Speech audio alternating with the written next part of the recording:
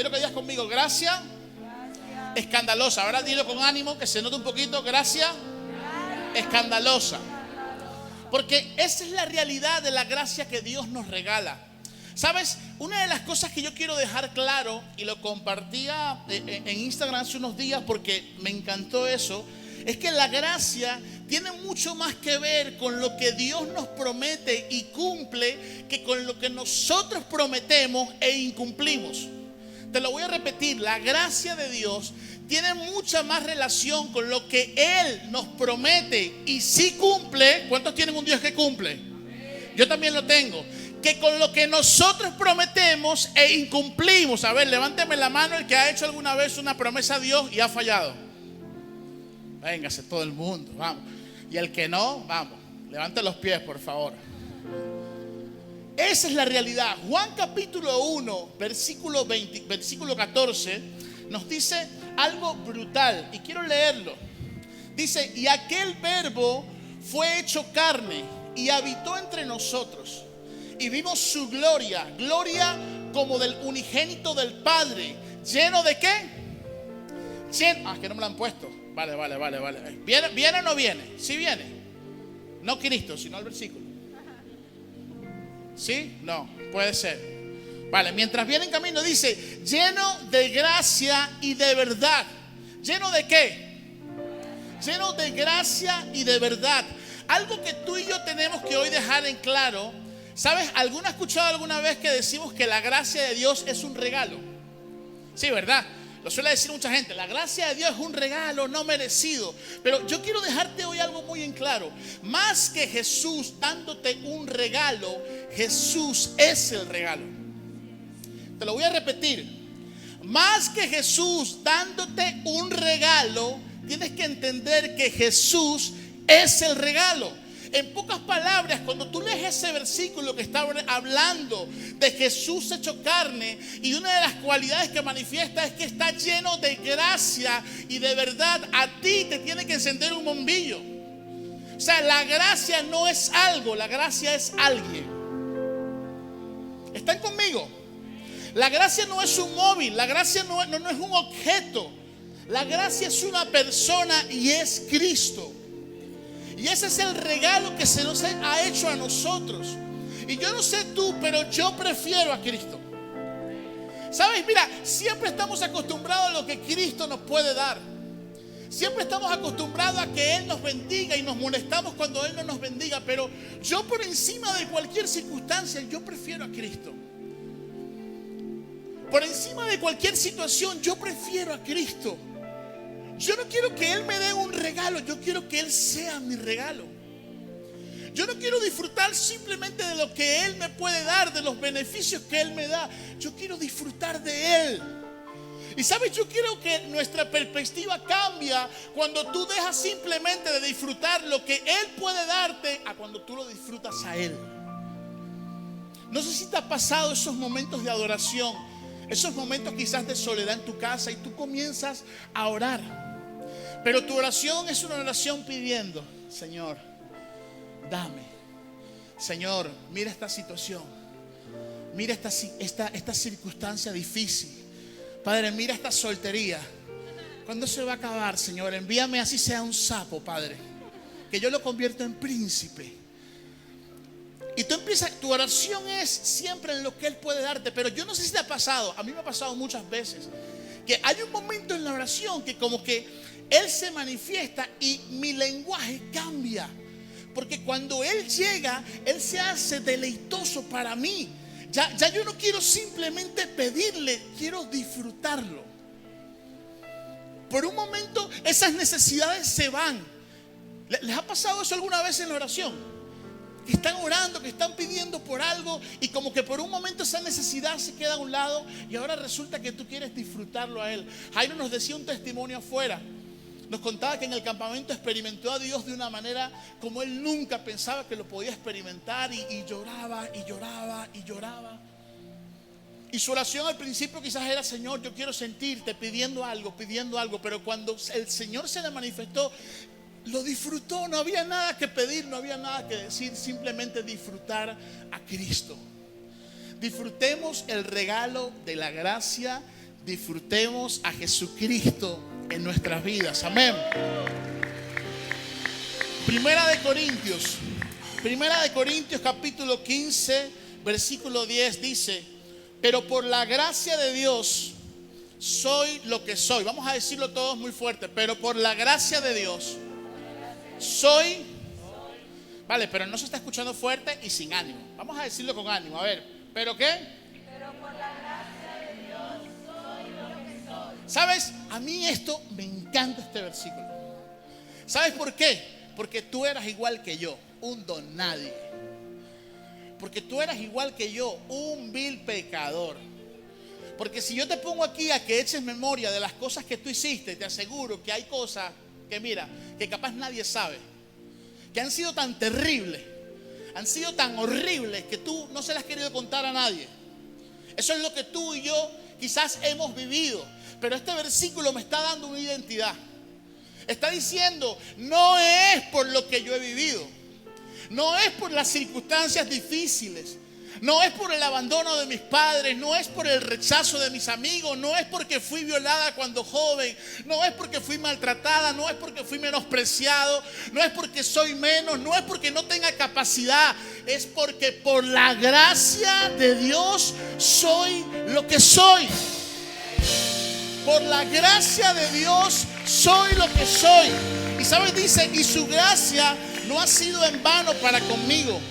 Antes he trabajado más que todos ellos, pero no yo, sino la gracia de Dios conmigo. Cuando tú lees este versículo, el apóstol Pablo está hablando de cuando a él lo eligen como apóstol. Y él está haciendo referencia de que los otros vieron a Cristo y él aparentemente no lo vio, pero él hace una expresión y dice, yo he trabajado más que ellos. Pero me encanta porque él, así como dice eso, dice, pero no ha sido por el trabajo. Yo me he esforzado más que ellos, pero no ha sido por mi esfuerzo. Ha sido por la gracia. Ahora les pregunto, chicos, y yo quiero recalcar esto, el pastor también lo ha estado predicando, yo quiero hacer mucho énfasis en esto. Si no hacemos nada y lo recibimos, es por gracia. Y si hacemos todo y lo recibimos, es por gracia. ¿Para qué hacemos algo? Te lo repito. Si no hago nada y lo recibo, eso está fácil, vale, es por gracia, no hiciste nada. Pero es que si hiciste todo, si lo diste todo y lo recibiste, también es por gracia. ¿Para qué hago algo? ¿Para qué me esfuerzo? ¿Para qué tomo el tiempo? ¿Para qué saco el tiempo de venir a la iglesia? ¿Para qué? ¿Para qué hago lo que hago si al final es por gracia? Y es aquí donde tú tienes que tener claro, y te lo quiero decir, cuando tú te esfuerzas, la gracia habla del Dios que tienes, pero tu esfuerzo habla del Hijo de Dios que eres. Te lo voy a repetir. Cuando tú te preguntarás ¿por qué me esfuerzo? Tú tienes que decir, lo que pasa es que la gracia no me representa a mí. La gracia habla del Dios que yo sirvo. La gracia habla del Dios que yo tengo. Pero mi esfuerzo habla del Hijo de Dios que yo soy. Yo quiero ser un hijo esforzado.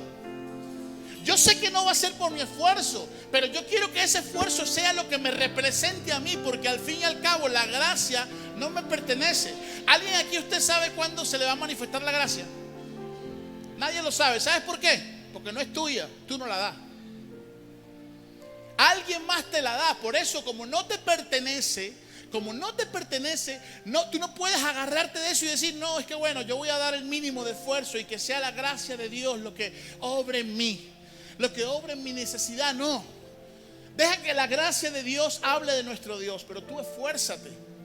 Deja que tu esfuerzo te lleve hasta donde tu esfuerzo te puede llegar, pero que luego la gracia de Dios se active y te lleve donde ese esfuerzo no pueda llevarte.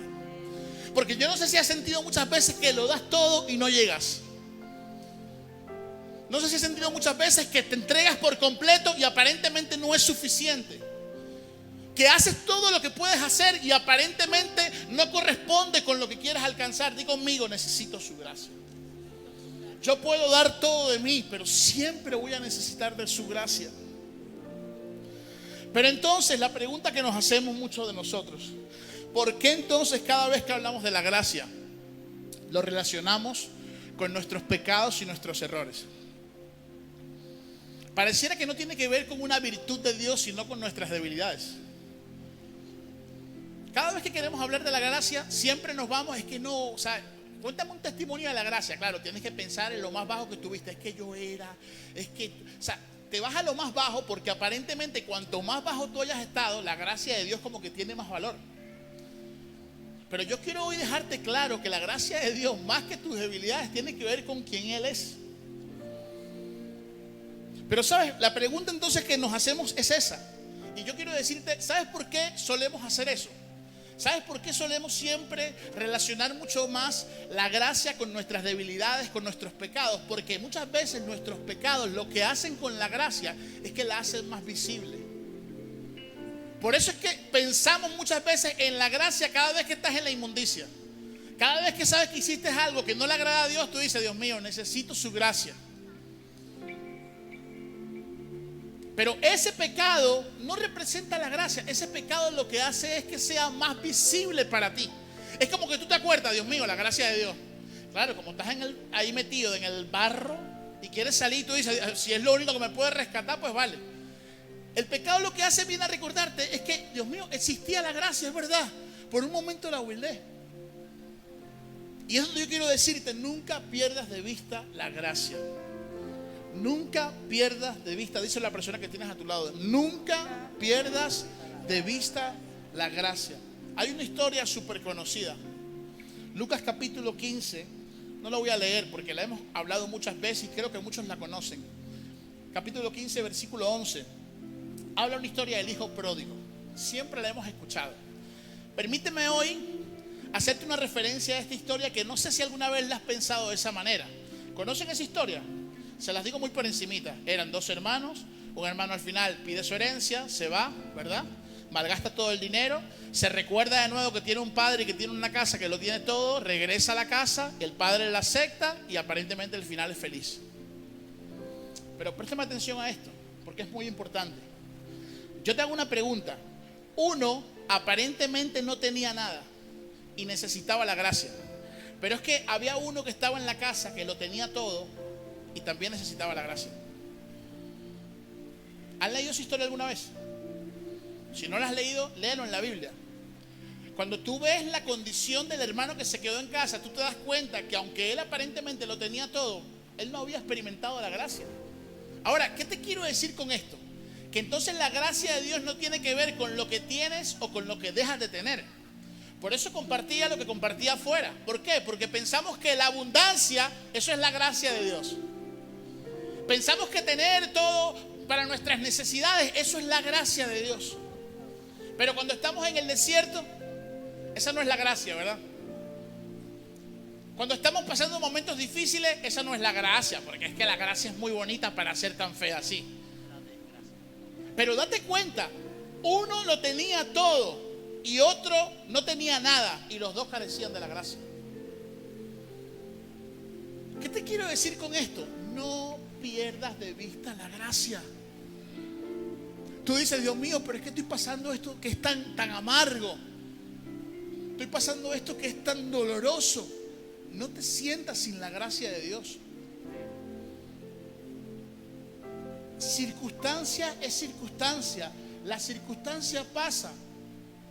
El mal rato pasa. Pero la gracia de Dios se queda contigo. Pero permíteme narrarte esta historia diferente. Porque cuando tú lees la historia, dice la Biblia que el hermano menor fue el que pidió la herencia y se piró. Pero cuando tú lees esto, tú te das cuenta, esto no aparece en la Biblia. Permíteme hoy intentar aquí imaginarme esta historia. Yo me imagino que el hermano menor era un Saúl, así, sanguíneo, súper. Y el hermano mayor, baby, escúchame, siéntala porque me tiene mareado. Quédate quieto. Porque estamos en full gracia, pero puede que te caiga algo que no sea la gracia. Bueno, también va a ser la gracia, va a ser por tu bien.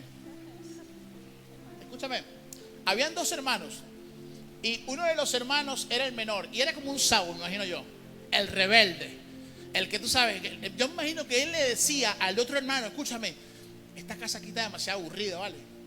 Vamos a pedirle a nuestro padre la herencia.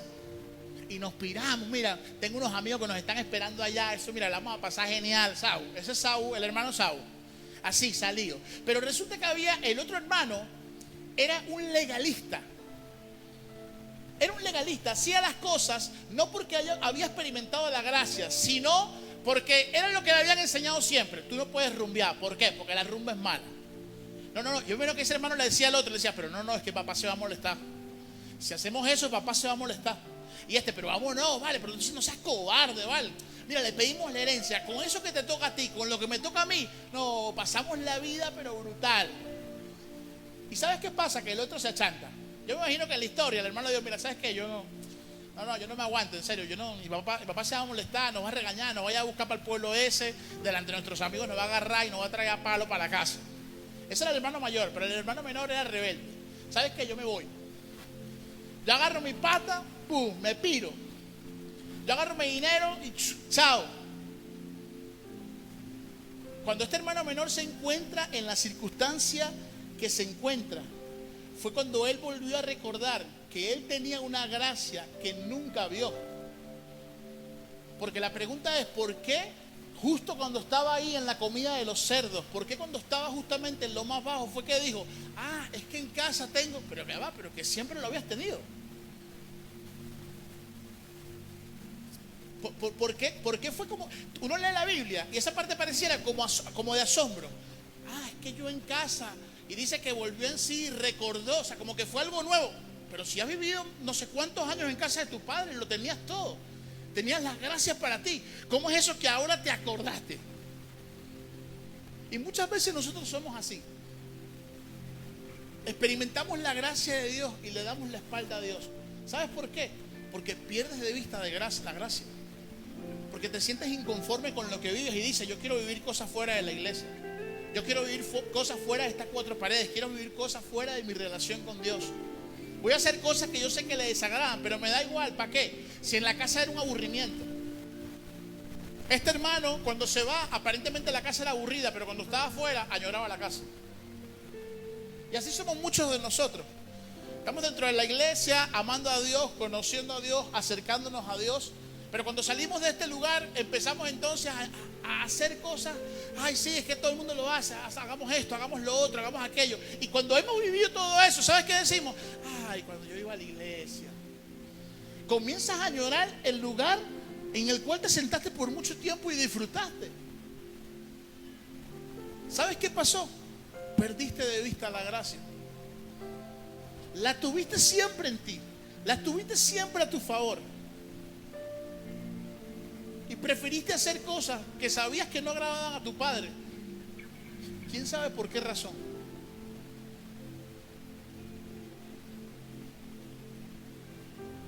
No pierdas nunca de vista la gracia de Dios. Quiero terminar con esto. Lo que de gracia recibiste, ¿qué dice la Biblia? De gracia. ¿Han leído ese versículo alguna vez? Lo que de gracia recibiste, de gracia da. Te voy a pintar algo, yo no sé si te va a gustar mucho, pero fue algo que Dios me hablaba muy fuerte referente a esto. Está en Mateo capítulo 10, versículos 7 y 8. Dice, y yendo, predicad diciendo, el reino de los cielos se ha acercado. Sanad enfermos, limpiad leprosos, resucitad muertos, echad fuera demonios. De gracia recibiste. ¿De gracia? ¿De gracia qué? O dad de gracia.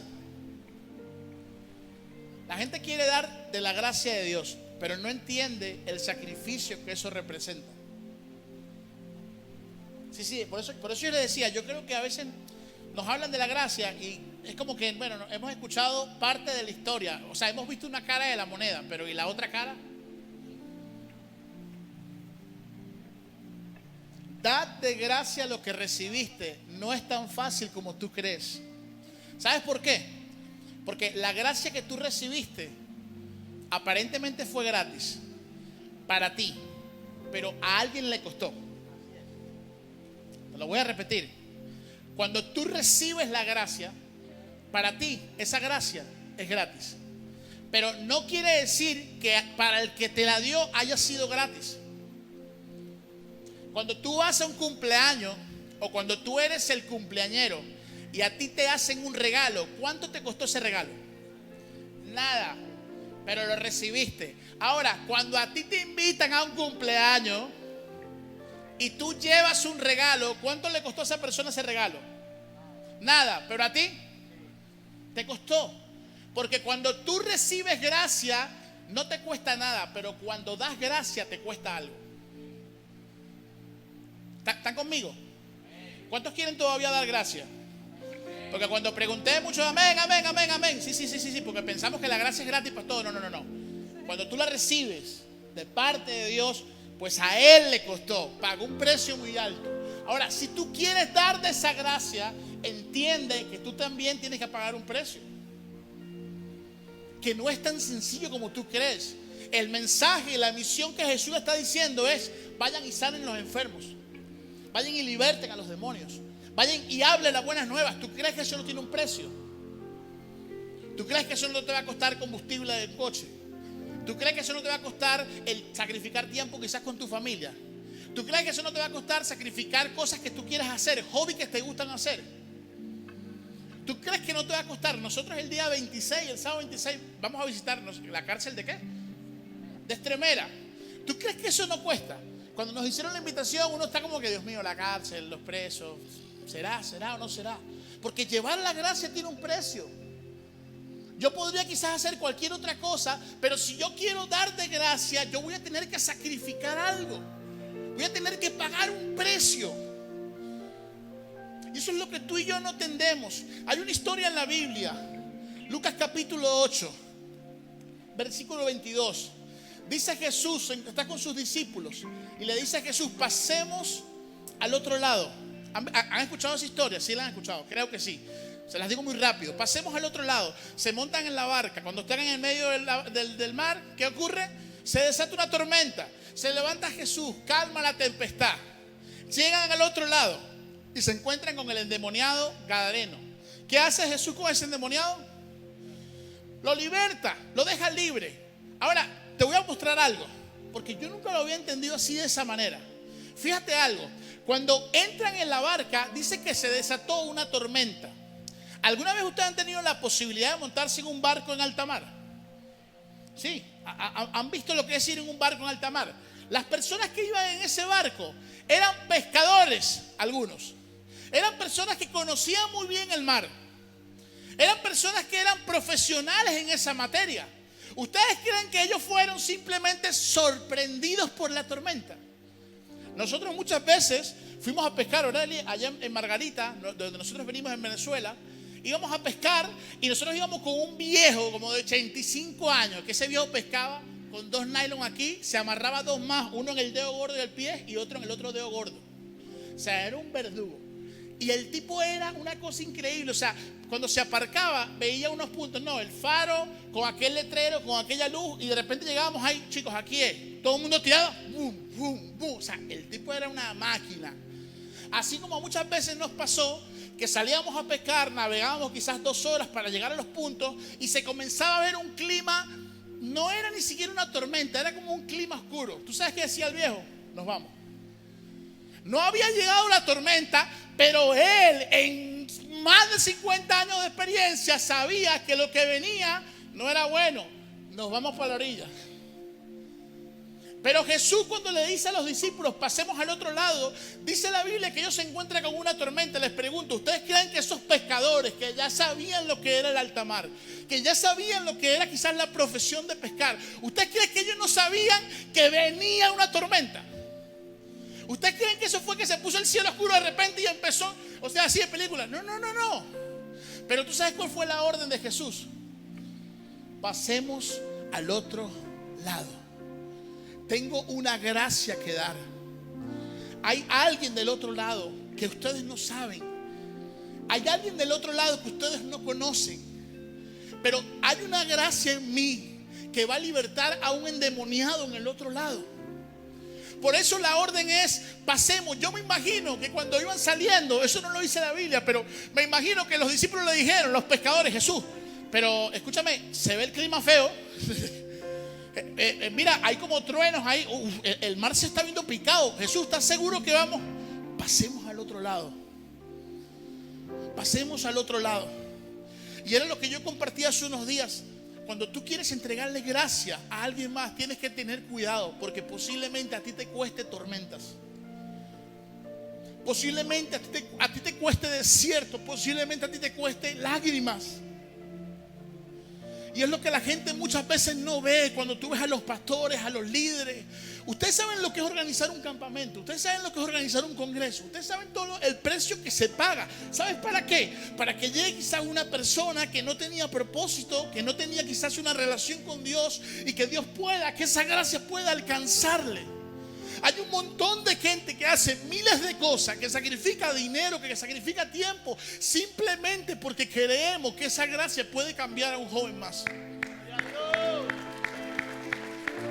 Esa es la razón del por qué hacemos lo que hacemos. Pero nosotros muchas veces, cuando nos enfrentamos a nuestras tormentas, ¿qué quiere hacer uno cuando viene una tormenta? Nos fuimos, nos vamos para casa. Pero la orden de Jesús fue: pasemos al otro lado. Jesús va a hacer lo que sea necesario para que la gracia te alcance.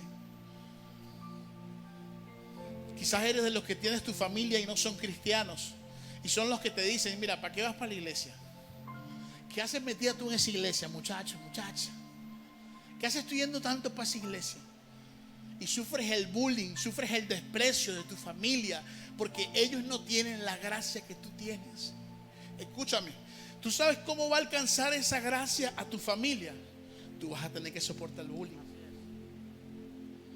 Tú vas a tener que soportar el desprecio. ¿O qué vas a hacer? Ah, usted no sabe, me voy de la casa. Así se da gracia. Tú vas a tener que humildemente soportar el menosprecio de tu familia. Y te voy a decir algo. Si hay algo que duele en esta vida, es que tu propia familia te menosprecia. Si hay algo que nos hiere el corazón, es que tu propia familia no te dé valor. Y tú, cuando conoces a Dios, te toca muchas veces vivir eso. Que la gente no entienda la gracia que tú tienes. Quiero terminar con esto.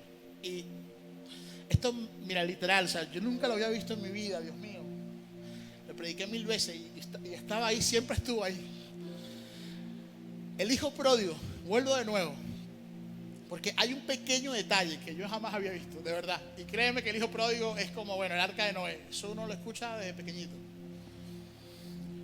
Lucas capítulo 15, versículo 14. Presta atención, lo que es un padre que quiere dar gracia. Presta atención para que veas lo que es un padre que te ama profundamente. Versículo 14. Y cuando todo lo hubo malgastado, está hablando del hermano menor, que ya había perdido todo. Y dice la Biblia, dice: y cuando todo lo hubo malgastado, presta atención a esto, dice: vino una gran hambre en aquella provincia. Y cuando todo lo hubo malgastado, vino una gran hambre en aquella provincia, y comenzó a faltarle. Y fue y se arrimó a uno de los ciudadanos de aquella tierra, el cual le envió a su hacienda para que apacentase cerdos, y deseaba llenar su vientre de las algarrobas que comían los cerdos, pero nadie le daba. Escúchame, porque esto yo nunca lo había visto de esa manera. Yo siempre decía, bueno, no, claro, es que el hijo pródigo tuvo hambre. Pero escúchame, no. Dice la Biblia, y vamos a entrar en contexto rapidito. El hijo pródigo había malgastado todo, pero yo me imagino que llegó un momento donde él empezó a pedir. Porque, escúchame, el orgullo antes de todo. Voy a volver a casa de mi padre. Si yo me fui por ahí, bueno, diciendo de todo a mi padre. Yo antes de volver prefiero pedir en las casas. Y yo me imagino que antes que llegara ese versículo, ¿tú sabes qué hacía el hijo pródigo? Disculpe, señora Carmen, ¿le queda por ahí un poquito de pan o algo? Y le entregan un pedacito de pan. Pues, Steven, ¿tienes una empanadita de carne o algo que me puedas regalar, hermano? Oye, salía a las calles el hijo pródigo, pedía. Pero ¿sabes qué pasa? Que como había, seguramente le daban. Dios mío, perdóname si esto no es así. Chicos, no me crean, no está en la Biblia. Pero es que yo me imagino que fue algo así. ¿Sabes por qué? Porque la gracia que Dios quería manifestar tenía que alcanzarle. ¿Tú sabes qué tuvo que hacer Dios para que la gracia le alcanzara? traerle hambre a todo un pueblo.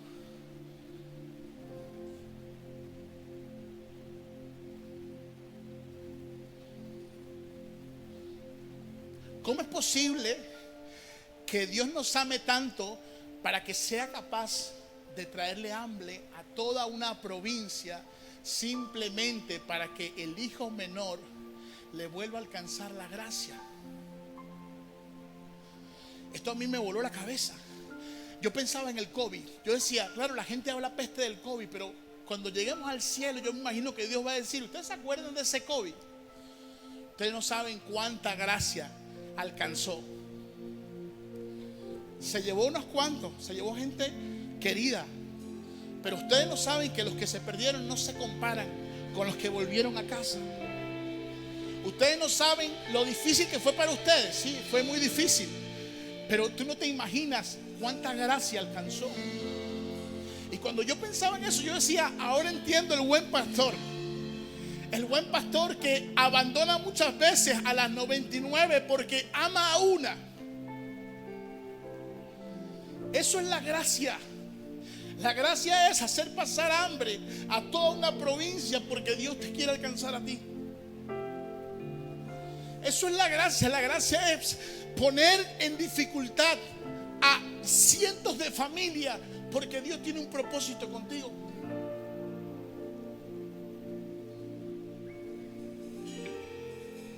Y yo no entendía esto, ¿sabes? Pero me abrió el entendimiento a entender cómo es su gracia. Siempre pienso y siempre lo comento, perdónenme que no tenga más testimonio, es que no rumbié, no sé lo que es un cigarro, no me gusta el alcohol, pero forniqué. Y siempre hablo de eso porque es lo que tengo para dar. Era líder en la iglesia, mi esposa cae en pecado y yo me preguntaba, bueno, mi esposa, mi novia conmigo caemos en pecado y yo me preguntaba, ¿dónde está la bendita gracia?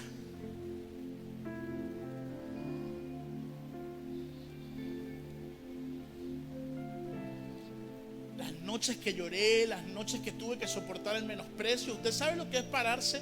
Que te sientes en una silla delante de 600 personas y que tengas que dar la cara por lo que hiciste.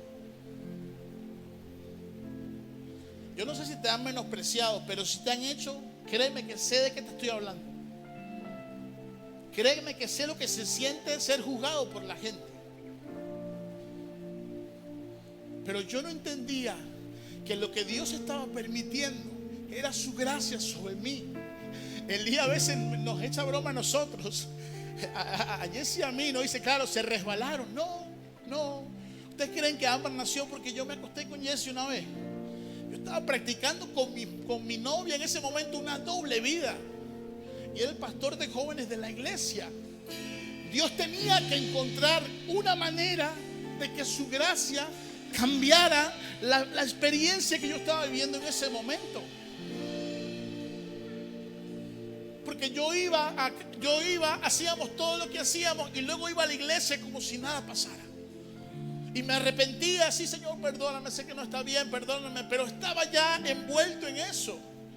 Y la única manera que Dios encontró de que su gracia nos alcanzara fue que ella saliera embarazada. La única manera que Dios encontró de cambiar nuestros destinos, de cambiar nuestras historias, fue poner un bebé en su vientre. La noticia a nosotros nos partió. Nosotros no lo comprendíamos. Pero diga conmigo, aunque duele, es la gracia. Aunque hay hambre para toda una provincia, imagínense cuántos padres, cuántas madres oraban, Señor, pero ¿qué es esto? Mis hijos, no tengo nada que comer a mis hijos. Y Dios decía, resistan. La gracia se está acercando a aquel hijo. Las iglesias se reunían, ayunemos porque no hay que comer. La provincia está pasando hambre. Yo me imagino que la respuesta de Dios para esa gente era, resistan, porque la gracia casi está alcanzando a ese niño. Yo no sé tú, pero yo quiero dar de gracia lo que de gracia recibí, aunque cueste. yo quiero dar de gracia lo que Él me ha dado de gracia, aunque sea duro, aunque sea difícil. Hay muchas experiencias que hemos contado. Elí siempre cuenta, me encanta su experiencia con Keimar. Ellos perdieron a su hijo, yo perdí a mi sobrino. Y me encanta cuando ellos comentan toda la experiencia que ellos vivieron en el hospital. A las personas que le hablaron de un Dios que sana. El sufrimiento de ellos fue la gracia de otros. Las lágrimas de nuestra familia fue la gracia que alcanzó a otros. Y nosotros nos lo tomamos muchas veces tan a la ligera. Y no es así. No debe ser así. Porque cuando Jesús estaba siendo crucificado, había un padre sufriendo. Cuando Jesús estaba siendo lacerado, había un padre que lloraba. Había un padre que podía defenderlo y que dejó de defenderlo. ¿Sabes por qué? Porque decía, esa es la gracia que se está acercando a toda una humanidad. Esa es la gracia que va a salvar a toda una humanidad.